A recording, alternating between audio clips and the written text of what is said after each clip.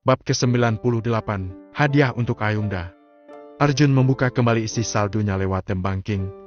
Dia meringis juga, karena itu adalah tabungan yang dikumpulkan cukup lama, karena dia memang belum bekerja. Aku ini terlalu baik apa bodoh sih? Batin Arjun. Tapi dia bersyukur, setidaknya tidak ketahuan polisi. Kehilangan uang masih bisa dicari, tapi jika kehilangan kepercayaan dari orang tua itu, yang akan menyulitkannya di masa depan. Sudah pasti, ayahnya akan semakin ketat padanya. Arjun meminta sopir untuk berhenti agak jauh dari rumahnya, karena dia takut ketahuan satpam. Setelah melewati tembok, dia segera mengendap ke jendela. Akan tetapi kali ini sangat susah dibuka. Arjun mencoba mengintip, dan ternyata jendela terkunci dari belakang. Ya ampun, ini pasti ayah. Gumam Arjun. Sudah tidak ada cara lain, mau tak mau dia harus masuk lewat pintu. Begitu pintu dibuka, sudah ada ayah, bunda dan juga adiknya yang duduk di sofa ruang tamu. Assalamualaikum, ucap Arjun. Waalaikumsalam. Melihat ekspresi orang tuanya, Arjun menundukkan kepalanya. Dari mana? Tanya Yongki. Arjun teringat akan gelang milik Lucy. Dia langsung segera menyerahkannya. Seminggu lagi Ayunda ulang tahun, tapi besok aku sudah sibuk dengan tugas dan tidak punya waktu memilih kado. Makanya tadi aku nekat keluar lewat jendela, karena takut ayah dan bunda tidak mengizinkan pergi malam. Jawab Arjun berasalan. Ayunda yang melihat gelang itu langsung berbinar, dan mendekati abangnya. Wah, bagus sekali. Pasti harganya mahal. Ucap Ayunda senang dan memakai gelang tersebut. Ya bagus sekali, ini harganya berapa? Tanya Indria berubah tersenyum senang. 100 juta. Aku juga ada bukti mutasi rekening saat tadi membelinya. Jawab Arjun sedikit tegang. Oh, kok murah. Ini berlian yang bagus loh. Harganya lebih dari itu. Tanya Indria curiga. Sebenarnya ini bukan gelang baru, tapi dari pelelangan pegadaian. Jawab Arjun menyesal. Memang, lidah jika sekali berbohong maka setelah itu akan berbohong terus untuk menutupi kebohongannya. Tidak baru tidak apa-apa kok. Aku suka sekali dengan gelangnya. Terima kasih. Ya. Ucap Ayunda ceria. Ya. Jawab Arjun. Ayunda yang sangat senang dan girang, membuat Yongki dan Indria ikut mencair. Ayah, bunda, maafkan Arjun ya. Ucap Arjun. Ya, tapi mulai besok kamu pindah ke kamar lantai 2. Jawab Yongki. Ya. Jawab Arjun. Arjun mengembuskan napas berat. Setelah ini dia tidak akan bisa menyelinap keluar lagi. Karena bagaimana mungkin dia bisa lompat dari jendela lantai 2 yang tinggi? Sebelum kembali ke kamar, Arjun bersimpuh di kaki bunda dan ayahnya. Ayah, Arjun minta maaf. Karena sudah dewasa, tetapi masih berpikiran sempit. Mulai sekarang aku akan berubah. Ucap Arjun. Yongki menepuk pundak putranya, sedangkan Indria langsung memeluknya. Kamu adalah anak kebanggaan. Semoga menjadi anak yang soleh dan berbakti pada orang tua, serta sehat dan selalu mendapat perlindungan dari Allah. Ucap Indria. Iya, bunda. Jawab Arjun meneteskan air matanya.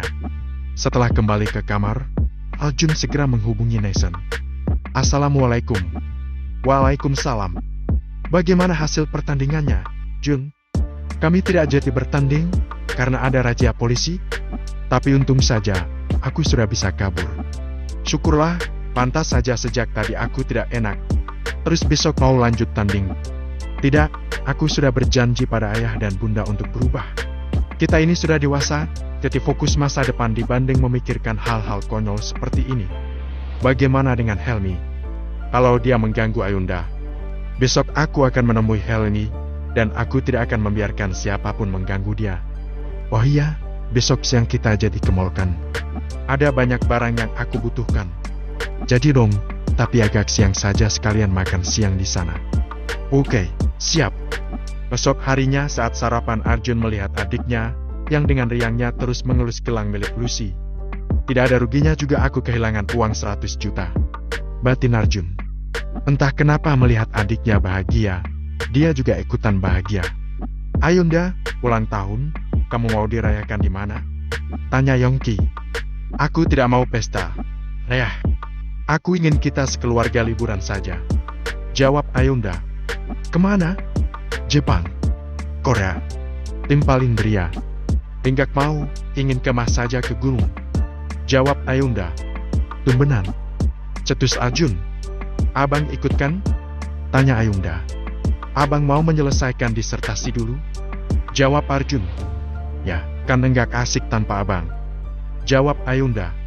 Yang penting kan sudah dapat kado, itu tabungan aku selama beberapa tahun. Loh, cuma buat kamu. Balas Arjun.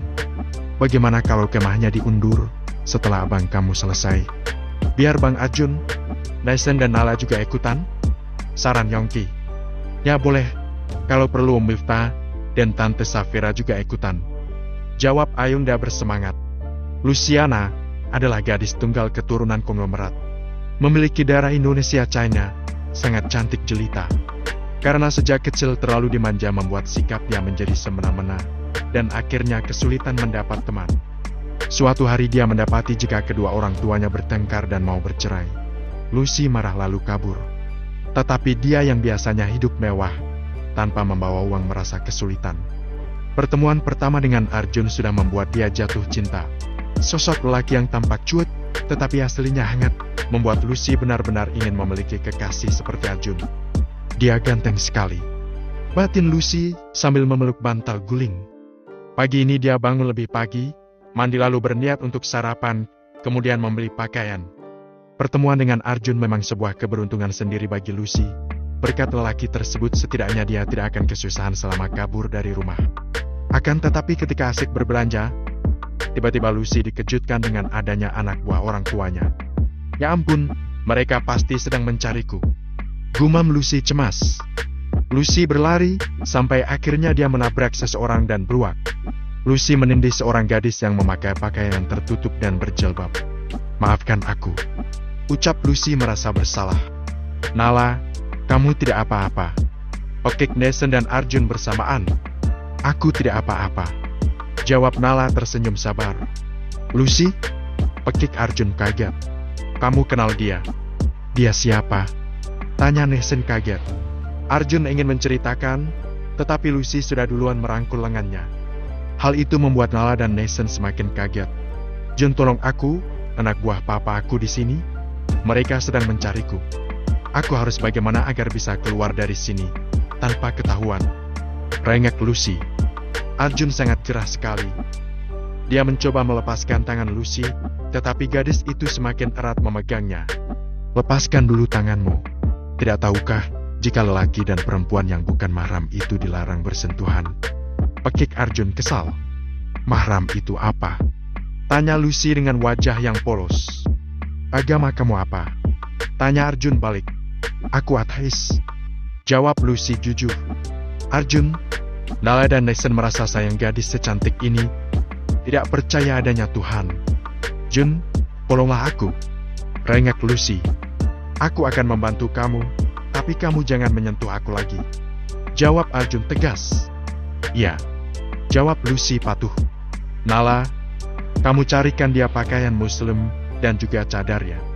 Bantu dia memakainya, karena aku tidak mungkin membantunya. Ucap Arjun. Ya, Lucy aku bantu. Jawab Nala dengan senang hati. Ketika Lucy dan Nala sudah pergi, Naisen langsung mendekati Arjun. Dia pacar kamu, bisik Naisen. Arjun langsung melirik tajam, dan itu sudah cukup menjadi sebuah jawaban. Tapi dia ateis, kamu yakin menyuruh dia memakai pakaian muslim dan cadar? Tanya Naisen. Mau bagaimana lagi? Keadaan darurat, aku hanya menolong dia bisa keluar dari mall ini, tanpa ketahuan anak buah papanya. Syukur-syukur dia mau jadi mualaf. Jawab Arjun. Ya ampun, seperti sebuah film saja. Ketika gadis ateis bertemu dengan pemuda muslim.